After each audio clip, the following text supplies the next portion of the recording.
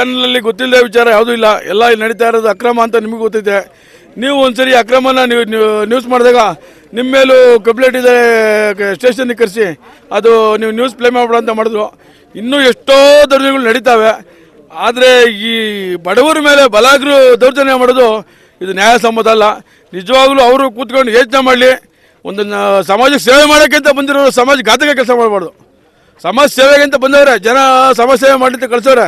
ಅದರ ಸ್ವಾರ್ಥ ಪ್ರತಿಷ್ಠೆ ನಂದು ಅನ್ನೋದ್ಬಿಟ್ಟು ಈ ಬಡ ರೈತರಿಗೆ ಸಮಾಜಕ್ಕೆ ಒಳ್ಳೆ ನ್ಯಾಯ ಆಗಲಿ, ಒಳ್ಳೆ ಮಾರ್ಗದರ್ಶನ ಆಗಲಿ, ಇದನ್ನು ಸುಮ್ಮನೆ ವಿನಾಕಾರಣ ರೈತರುಗಳಿಗೆ ವಿಕೋಪಕ್ಕೆ ಹೋಗೋ ಥರ ಮಾಡಿ ಇಲ್ಲಿ ಘರ್ಷಣೆ ಮಾಡಿ ಇನ್ನೊಬ್ಬರು ಮನ್ಸ್ಕೊಂಡು ನೋಡ್ದು ಅದು ಬೇರೆ ಥರ ಕ್ರಿಯೇಟ್ ಮಾಡೋದು ಬೇಡ ಅಂತ ನನ್ನ ಕೋರಿಕೆ. ನೀವೇನಾದರೂ ಕಾಂಗ್ರೆಸ್ ಪಕ್ಷನ ತೊರಿತಾ ಇದ್ದೀರಾ ಸರ್? ಪಕ್ಷ ತೊರೆಯೋದು ಬಿಡಿದ್ರೆ ಯಾವತ್ತು ಪಕ್ಷ ಅವತ್ತು ನಾನು JDS ತುಂಬ ಸೀನಿಯರ್ಟಿ. ನಾನು ಅವತ್ತು ಬಂದಿದ್ದು ಕಾಂಗ್ರೆಸ್ಗೆ. ಅಲ್ಲಿ ಸರ್ಕಲಲ್ಲಿ ಆಟೋದವ್ರ ಸಂಘಕ್ಕೆ ಆಗೋದು ಅನ್ಯಾಯಕ್ಕೋಸ್ಕರ ಬಂದೆ. ಅವತ್ತು ರನ್ನಿಂಗ್ MLA ಇದ್ರು ನನಗೆ. ಆ ರನ್ನಿಂಗ್ MLA ನ್ಯಾಯ ಸಿಗಲಿಲ್ಲ ಅಂತ ನಾನು ಎಷ್ಟೋ ಜನ ಲೀಡರ್ಗಳು ನನಗೆ ಹೇಳಿದ್ರು. ಆ ನ್ಯಾಯಕ್ಕೋಸ್ಕರ ನಾನು ಕಾಂಗ್ರೆಸ್ಗೆ ಬಂದೆ. ಮಿಲಿಟರಿ ಮೂರ್ತನ ಕರ್ಕೊಂಡು ಹೋಗ್ಬಿಟ್ಟು ವೀರಪ್ಪ ಪರಿಚಯ ಮಾಡಿಸಿ ಅದೇ ಆಟೋ ಸಂಘದವ್ರಿಗೆ ನ್ಯಾಯ ಕೊಡಿಸಿರು. ಅವತ್ತಿನ ನಾನು ಕಾಂಗ್ರೆಸ್ಗೆ ಎಂಟ್ರಾಗಿ ಪ್ರಾಮಾಣಿಕವಾಗಿ ದುಡಿದೆ. ನಾನು ಪ್ರಾಮಾಣಿಕವಾಗಿ ದುಡ್ದಿದ್ದೀನಿ, ಪ್ರಾಮಾಣಿಕವಾಗಿ ಕೆಲಸ ಮಾಡಿದ್ದೀನಿ, ಅಣ್ತಮ್ಮಂದಿರು ದ್ವೇಷ ಮಾಡ್ಕೊಂಡಿದ್ದೀನಿ, ಲಕ್ಷಾಂತರ ರೂಪಾಯಿ ಕಾಸು ಕಳ್ಕೊಂಡಿದ್ದೀನಿ. ನನಗೆ ಯಾಕೆ ಸರ್ ಅನ್ಯಾಯ ಇದು?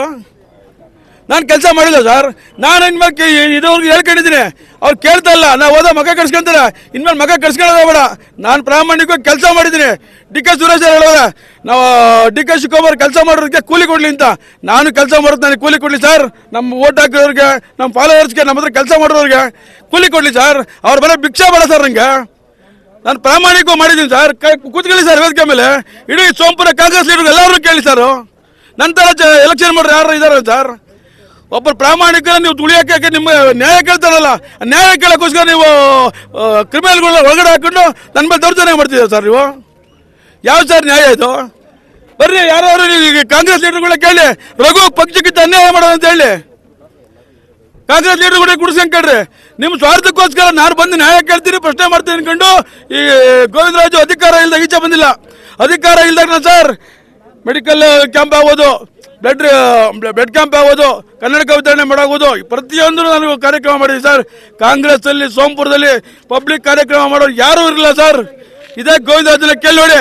ಸತ್ಯ ಇದ್ರೆ ಇನ್ನೊಂದ್ಸರಿ ಇಂಟರ್ವ್ಯೂ ಮಾಡಿ ನನಗೆ ಹೇಳಿ.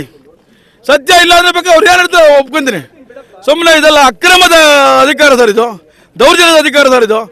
ನನ್ನ ಕಾಂಗ್ರೆಸ್ ಲೀಡರ್ಗಳು ಹೇಳ್ಬಿಡಿ, ನನ್ನ ನ್ಯಾಯಸಮ್ಮತವಾಗಿ ಕಾಂಗ್ರೆಸ್ ದುಡ್ದಿರಲಿಲ್ಲ ಅಂತ. MLA ಹೇಳ್ಬಿಡ್ಲಿ, ಅವ್ರ ಕಾಸು ನಾನು ತಿಂದಿಲ್ಲ ಸರ್. ನನ್ನ ಕಾಸು ಲಕ್ಷಾಂತರ ರೂಪಾಯಿ ಸುಟ್ಕೊಂಡಿದ್ದೀನಿ ಸರ್. ನಾನು ನ್ಯಾಯ ಕೇಳೋದಪ್ಪ ಸರ್. ಇಲ್ಲಿ ಪಕ್ಷ ಇದ್ದ ಪಕ್ಷಕ್ಕೋಸ್ಕರ ನಾನು ಪಕ್ಷಕ್ಕೂ ದ್ರೋಹ ಮಾಡಿಲ್ಲ, ಅದು ಸಮಾಜಕ್ಕೂ ನ್ಯಾಯಕ್ಕೆ ದ್ರೋಹ ಮಾಡೋಕ್ಕೆ ನಡೆಯಿಲ್ಲ ಸರ್. ಪ್ರಾಮಾಣಿಕವಾಗಿ ಇರೋವರೆಗೂ ಪ್ರಾಮಾಣಿಕ ಸೇವೆ ಅನ್ನೋದು.